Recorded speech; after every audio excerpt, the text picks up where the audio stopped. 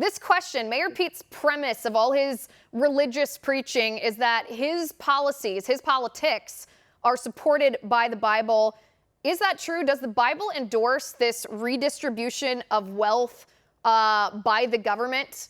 Is that justified in the Bible? Not at all. As a matter of fact, I should mention, Liz, that the pamphlet you referenced is soon to be a full-blown book coming out in late spring. So, under the same Well, I'm title, going to put you on the spot on national television and ask you to send me a copy because I'm looking forward to it because I loved the shorter version. Absolutely. I think you'll love the longer one even better. But you're right that there is no scriptural support for forcible redistribution of wealth. Jesus was not a socialist.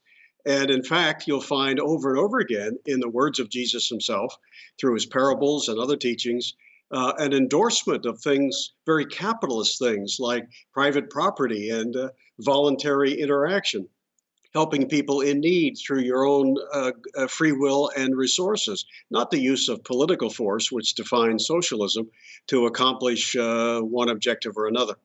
Okay, so let's go through some of the arguments, the most common arguments, if you would, from the left that they think in the Bible justifies socialism. So let's start in the book of Acts. They say this justifies collectivism because a group of early Christians pooled their property, pooled their money, and lived in this communal society. They say this is the Bible's way of teaching Christians that socialism is the proper economic system. Is that true or false?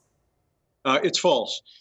It's true that a group of early Christians chose to arrange their wealth in a relatively communal fashion, but that in the book of Acts is descriptive. It's not prescriptive. There's nothing in the book of Acts or elsewhere in the New Testament that says, either from Jesus or from the Apostle Paul or any other spokesman for early Christianity, there's nothing that says that's the way that Christians in all places for all time should live. There's a special reason why Christians in those early days under Roman jurisdiction may have chosen to behave this way. They were going to leave town. They didn't know if they were going to come back to their possessions anyway. And they were very careful to avoid anyone being able to say, as Bernie Sanders says today, that, oh, you're just in this to be wealthy. It's all about the wealth.